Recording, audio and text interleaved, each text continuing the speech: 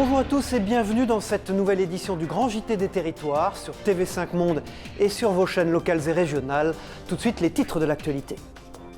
6 jours après le début des éruptions de la Soufrière, l'île de Saint-Vincent dans les Antilles présente un paysage méconnaissable.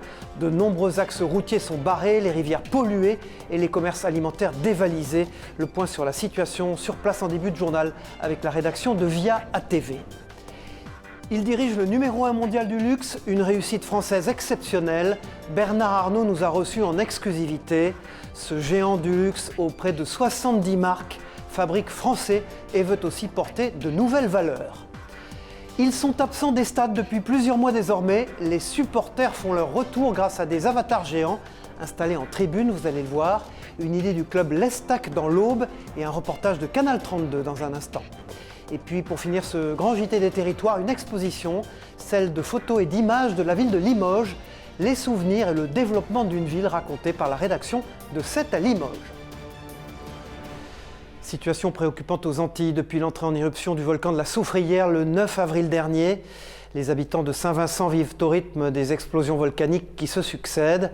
Entre 16 000 et 20 000 habitants ont été évacués vers le sud de l'île, proche de la Martinique. Certains ont choisi de rester sur place. Les retombées de cendres polluent pourtant les réserves d'eau potable qui viennent à manquer. Le point sur la situation sur place avec les envoyés spéciaux de Via ATV, Loïc Régis et Jean-Marc Dabreux. Méconnaissable. Les éruptions successives de la Soufrière ont transformé le nord de Saint-Vincent en un paysage lunaire. Véhicules, habitations, tout a été laissé à l'abandon sous une épaisse couche de cendres volcaniques. Pour rejoindre la zone rouge, la plus proche du volcan, nous avons franchi les barrages naturels provoqués par les coulées de boue et les points de contrôle installés par les autorités. Pour le moment, c'est bloqué. Nous devons effectuer le nettoyage de la route. Pour votre sécurité, l'accès vers le nord est interdit. Mais j'habite juste à côté. La population a reçu l'ordre de quitter les lieux jugés trop dangereux. Mais certains ont décidé de rester malgré les risques. Je sais que le danger est là et je suis prêt à l'affronter, donc je reste. Les champs sont désormais inexploitables, l'eau des rivières imbuvable. La solidarité est le seul moyen pour survivre. On a besoin d'aide ici. Venez nous aider. Notre village a été complètement détruit. La majorité des habitants a choisi de regagner les centres d'hébergement d'urgence. Cette école accueille une cinquantaine de familles pour une durée indéterminée. Au moins 2 ou 3 mois. Certains ont tout perdu. Je ne sais pas combien de temps ils pourront rester. J'attends les instructions. Un quotidien perturbé, même dans les régions les plus éloignées du volcan. François, français, dentiste installé ici depuis 30 ans, fait face à des coupures d'eau courante comme 80% des résidents de l'île. Donc pas de machine, pas de douche, on a des conteneurs d'eau un peu partout et mon cabinet est fermé. Affrété depuis la Martinique, le Ventose, frégate de la marine française, a accosté ce mercredi à Kingston avec des milliers de litres d'eau. On est même susceptible de délivrer la propre eau du bord que nous avons en soute, si effectivement ils ont la capacité de la prendre. Donc ça représente plusieurs dizaines de mètres cubes. L'aéroport international de Saint-Vincent est fermé depuis une semaine en raison de la présence de cendres volcaniques dans l'atmosphère. C'est extrêmement dangereux pour les avions. L'aide humanitaire arrive exclusivement par voie maritime. Une aide très attendue ici, surtout que le volcan est toujours en phase active. En moins de 24 heures, pas moins de 2 éruptions ont été observées ici. Nous vous en parlions il y a quelques semaines dans le Grand JT des Territoires. L'Ariège et plus précisément la grotte de Lombrive abrite actuellement une expérience scientifique inédite, Deep Time. Depuis le 14 mars et jusqu'au samedi 24 avril, 15 personnes se sont portées volontaires pour vivre ensemble dans la cavité coupée du monde extérieur et selon leur propre rythme biologique. Une expérience unique en son genre de 42 jours. L'exploratrice Mélusine Malander y a passé, elle, une semaine. Retour d'expérience recueilli par Stéphanie Leborgne du journal La Dépêche du Midi, nos partenaires sur place. On entend des gouttes, on entend le bruit est différent. Quelqu'un qui bouge dans sa tente à côté, qu'est-ce que c'est, quelqu'un qui ronfle. Et puis il y a ces distances, parce qu'en fait chaque chose est distanciée. Entre le lieu de vie, le lieu où dormir, le lieu de la science, il faut marcher. En plein ramadan, partout en France, les fidèles s'organisent. À Saint-Étienne, une supérette a mis en avant un kit des indispensables du ramadan. Et la grande mosquée conseille les musulmans pour allier confinement et ramadan. D'ordinaire, cette période signifie rassemblement et partage. Regardez ce reportage à Saint-Étienne pour TL7 d'Adrien Blétry. C'est le début du ramadan, les musulmans pratiquants vont donc connaître un deuxième mois saint confiné. Mais cette fois-ci, les lieux de culte sont ouverts, une chance pour les fidèles. On s'attend à ce qu'il y ait une grande affluence parce qu'il y a pas mal de fidèles qui ne fréquentent pas beaucoup les mosquées et qui essayent de les fréquenter pendant le mois de Ramadan. Donc voilà, on va bien évidemment accueillir tous les fidèles qui désirent venir à la mosquée quand elle est ouverte et ils seront accueillis dans les meilleures des conditions. Les conditions justement restent particulières. Les croyants ne peuvent pas se rendre à la mosquée si elle est située dans un rayon de plus de 10 km par rapport à leur domicile. Des prières nocturnes et des lives quotidiens seront animés par les deux imams de la grande mosquée. Une programmation spécifique est donc mise en place pour éviter tous les rassemblements. On essaie de conseiller aux fidèles au maximum de respecter le couvre-feu, chose qu'ils respectent bien évidemment, et on leur conseille aussi de limiter les repas le soir entre eux. Ce soir, c'est le premier repas du Ramadan, l'occasion de se faire plaisir avec des plats riches et copieux. Les commerces ont adapté leurs rayons en conséquence. On retrouve un peu tout, les gens confectionnent beaucoup de plats, et donc toutes les préparations pour les plats, les pâtes, les semoules pour les différentes soupes qui sont préparées. Et en cette période compliquée, les commerces peuvent remplir un peu leur trésorerie. Là aussi, couvre-feu oblige, un peu bousculé par le temps, mais les gens s'adaptent et puis c'est l'une des périodes importantes de notre commerce, oui, effectivement. Le ramadan se terminera donc le 13 mai prochain et pour les pratiquants qui souhaitent se faire vacciner contre la Covid-19, pas de problème, une injection de ce genre ne rompt pas le jeûne.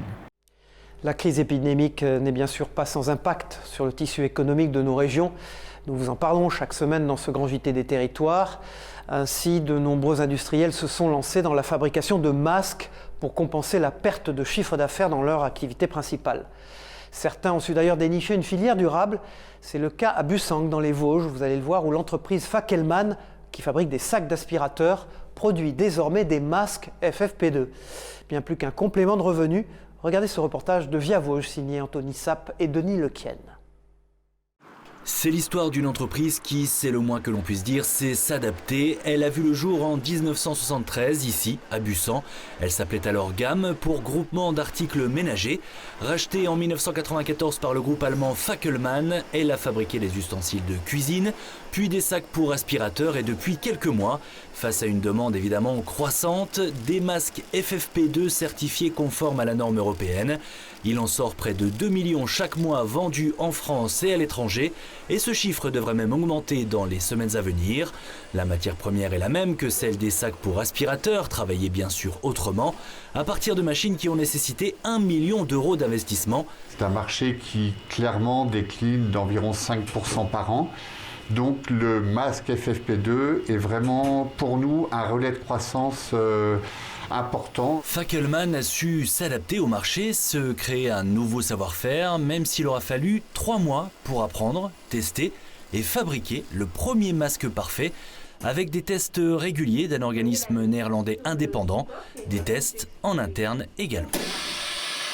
Fackelmann continue de produire des sacs pour aspirateurs pour la grande distribution notamment, mais l'avenir pour l'entreprise vosgienne, c'est bien le masque FFP2.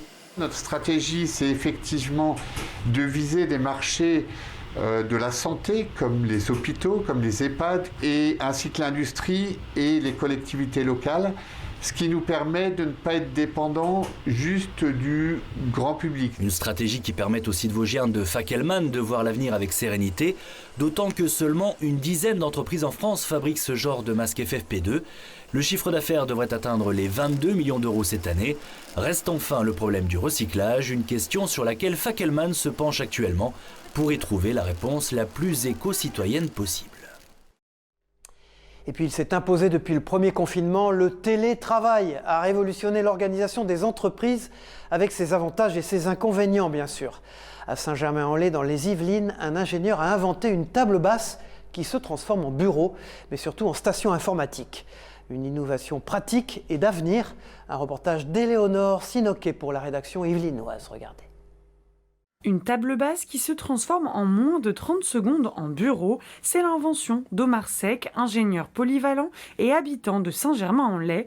Et cette table n'est pas seulement un meuble. La table se déplie totalement et se transforme en station informatique totalement complète, où il n'y a plus qu'à plugger son ordinateur à la table et travailler. Idéal pour le télétravail, notamment avec le développement de cette pratique pendant la crise sanitaire, la table n'avait pourtant pas cet objectif à la base. C'était en 2011-2012, un été où j'avais envie de jouer aux jeux vidéo depuis mon canapé. Il n'y a pas de solution pour jouer depuis son canapé. Et donc je me suis amusé cet été-là à bricoler un premier prototype de table qui se range facilement le soir. 1, puis 2, puis 3 prototypes plus tard, Omar Seck crée la Jobstable. La table s'adapte donc à la taille de la personne, utilisable sur un canapé ou avec une chaise de bureau classique. Elle est aussi à la pointe de la technologie. Enceinte, rangement pour disque dur ou encore écran 27 pouces, mais pas que. La table intègre de base une vitre, alors c'est assez spécifique, ça n'existe pas ailleurs, une vitre tactile. C'est-à-dire que le plateau vitré de la table intègre déjà un clavier tactile et un trackpad tactile qui fait que dans l'utilisation la plus simple de la table, vous n'avez même pas à sortir un clavier et une souris, c'est même déjà ça aussi intégré dans la table. Aujourd'hui, son objectif est bien sûr de trouver des clients pour vendre sa table, un produit autour des 3 000 €. Omar Seck devrait aussi participer au concours Lépine prochainement. L'édition 2020 avait été annulée, mais sa table est toujours en lice pour 2021, si la crise sanitaire le permet. L'économie dans nos régions maintenant, dans ce grand JT des territoires. Avec vous, Michel Picot, bonjour. Aujourd'hui, vous nous présentez une TPE peu connue en France. Et pourtant, ses solutions avec ses alliages à mémoire de forme se sont faites une belle place au cœur, et oui, de la Silicon Valley, au milieu des acteurs majeurs du monde de l'espace et des satellites. Expliquez-nous, Michel. Bonjour Cyril. Bonjour à tous, je vous emmène aujourd'hui à Mecleuve. C'est un petit village de 1200 habitants au cœur de la campagne mosellane. Et c'est là que l'on retrouve Nimesis Technologies, une TPE extrêmement innovante dont la plupart des innovations se retrouvent quelque part dans l'espace. Concrètement, ils sont spécialistes des alliages à mémoire de forme. Ces alliages gardent donc en mémoire leur forme originale, mais vous pouvez les déformer ou les obliger à avoir une autre forme. Ensuite, avec un peu de chaleur, ils reviennent à leur forme initiale. Ils sont souvent utilisés dans le domaine médical, par exemple, pour les stents insérés dans une artère humaine. On utilise ici souvent un alliage de nickel et de titane, baptisé le nitinol. Nimesis est aussi impliqué dans la conception du futur pancréas artificiel pour soigner le diabète de type 1. Nimesis Technologies travaille beaucoup dans le domaine médical, certes, mais aussi dans le domaine spatial. La TPE a d'ailleurs mis au point le Trigui, un actionneur nouvelle génération très compact et fiable. Ils sont les seuls au monde à avoir créé ce mécanisme grâce à leur propre alliage à mémoire de forme. Ces actionneurs sont utilisés sur les satellites pour déployer par exemple une antenne ou un panneau solaire. Nimesis est devenue la seule entreprise européenne, voire mondiale, capable de fournir des actionneurs intelligents et performants pour ces satellites. Comme vous le savez, pas moins de 10 000 de ces engins spatiaux seront lancés dans les 10 ans à venir. Nimesis est peut-être peu connu dans notre pays, mais ses solutions se retrouvent bien souvent dans les grandes entreprises innovantes de la Silicon Valley. Merci Michel Picot. Rendez-vous dans une prochaine édition du Grand JT des Territoires. Économie toujours, j'ai eu l'occasion de rencontrer en exclusivité il y a quelques jours Bernard Arnault, le PDG du groupe LVMH. L'occasion d'évoquer avec lui lors de cet entretien les très bons résultats du groupe de luxe récemment publiés, mais aussi l'influence des marques françaises dans ce contexte international de Covid. Écoutez cet entretien. Bonjour Bernard Arnault, merci de nous recevoir, j'allais dire spécialement dans cette période, puisque vous avez, il y a quelques heures, présenté les résultats de votre groupe. Vous annoncez des résultats exceptionnels, j'allais dire presque historiques, dans des zones du monde où nous sommes très présents aussi, les États-Unis, la Chine, l'Asie. Vous devez être un homme heureux, finalement. Écoutez, oui, et surtout à diriger ce groupe depuis un certain nombre d'années. J'ai beaucoup de plaisir. Beaucoup de satisfaction et en plus, comme je l'espère, pas mal de mes collaborateurs, je m'amuse beaucoup. Voilà. Comment continuer à porter cette image extrêmement positive liée à cet art de vivre français que vous incarnez, que vous représentez dans le monde entier, dans cette époque troublée? Et est-ce que la France a encore, selon vous, les capacités, le ressort à faire rêver le monde. Mais puisque oui. vous arrivez, Mais vous, oui. à vendre d'une certaine manière cette particularité française. Oui. C'est encore possible. Oui, les marques Bernard Arnault. françaises, les marques du groupe LVMH en particulier, font rêver le monde. Hein. Et je crois que ce qui est important, c'est d'incarner des valeurs. Aujourd'hui, les clients veulent du sens dans ce qu'ils acquièrent et veulent voir que derrière les produits magnifiques que l'on leur offre, il y a plus. Il y a autre chose. Par exemple, vous parliez de la crise du Covid. Pendant la crise du Covid, nous avons été un des groupes français qui avons le plus fait pour aider le pays en fabriquant dans tous nos centres justement de parfumerie où on fabrique au sauvage du gel hydroalcoolique. On était les premiers. Je crois que 3 jours après le premier confinement, oui, on manquait de gel hydroalcoolique. Toutes nos usines ont fabriqué du gel hydroalcoolique et on l'a donné aux hôpitaux, aux pharmacies, etc. Donc, c'est du sens qui est un engagement très important pour nos clients et pour tous nos partenaires, tous nos employés qui se rendent compte que le groupe LVMH, certes, ce sont des produits merveilleux, mais c'est plus que ça. Merci infiniment. Et puis LVMH qui a annoncé mardi dernier un chiffre d'affaires en hausse de plus de 30% sur un an et qui s'établit à près de 14 milliards d'euros au premier trimestre 2021. Loin des milliards d'euros et des polémiques récentes autour d'une Super League entre riches, les clubs de football tentent de s'adapter pour survivre. Parmi leurs nombreux problèmes, il y a celui, bien sûr, des stades vidés de leurs supporters. À Troyes dans l'Aube, le club de l'Estac propose à ses aficionados de prendre place dans le stade sous forme de silhouettes en carton. L'objectif, c'est de permettre aux aficionados de soutenir bien sûr différemment leur club.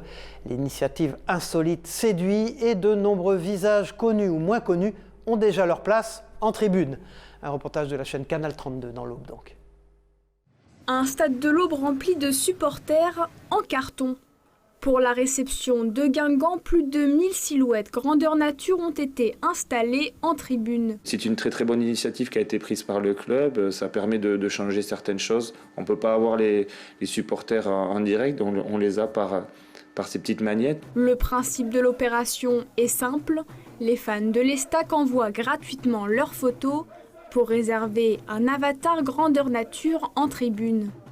Objectif, permettre aux supporters de montrer leur soutien à leur équipe, malgré le contexte de crise sanitaire. Depuis maintenant 1 an et le contexte sanitaire, on a dû au sein du club se réinventer entre guillemets concernant nos différentes tâches de travail. Malheureusement, avec les matchs à huis clos, nos supporters sont obligés de rester à la maison pour suivre les matchs de l'Estac. Parmi les silhouettes installées en tribune, plusieurs personnalités locales, comme le maire de Troyes, François Barouin, ou le président de l'Estac, Simon Cliff.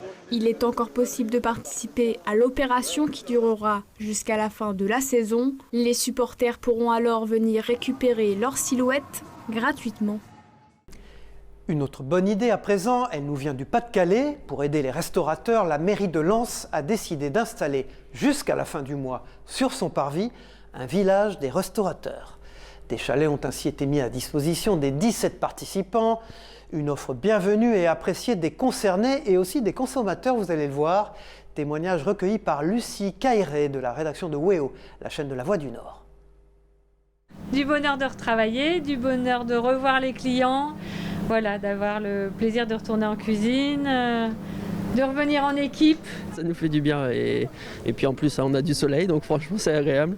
Donc non, on va revenir et on va les soutenir et puis on a hâte que ça réouvre. Ils sont marchands mais aussi super-héros des villages corses. Les commerces itinérants sont attendus par tous les habitants qui voient ainsi venir à eux les denrées alimentaires de première nécessité. S'il y a aujourd'hui beaucoup moins de vendeurs ambulants, ces derniers, traglini comme on les appelle en Corse, continuent de créer le lien social et animent le quotidien des habitants ruraux. Une pratique qui tente aussi à retrouver un nouveau souffle en cette période de confinement. Écoutez ces réactions au micro de la rédaction de Via Télé Paese sur place. Je livre le pain dans les villages, la plupart des habitués sont toujours là, surtout les personnes âgées. Et c'est vrai que dans les villages, on a besoin de cet apport justement, que ce soit le boucher, le boulanger, tout ça. Voilà. On a beaucoup de chance d'avoir une très bonne viande livrée à domicile et à un tarif qui est au moins égal à celui de la distribution. Profitons de ces événements Covid pour se rapprocher de nos agriculteurs, de nos éleveurs. Si on ne le fait pas maintenant, on ne le fera jamais. Hein. Protéger des oiseaux en déclin, c'est l'objectif du nichoir urbain installé il y a peu à Montpellier. C'est une première en France et l'équipement abrite 25 nids et tente de reproduire le plus fidèlement possible les conditions de vie des volatiles.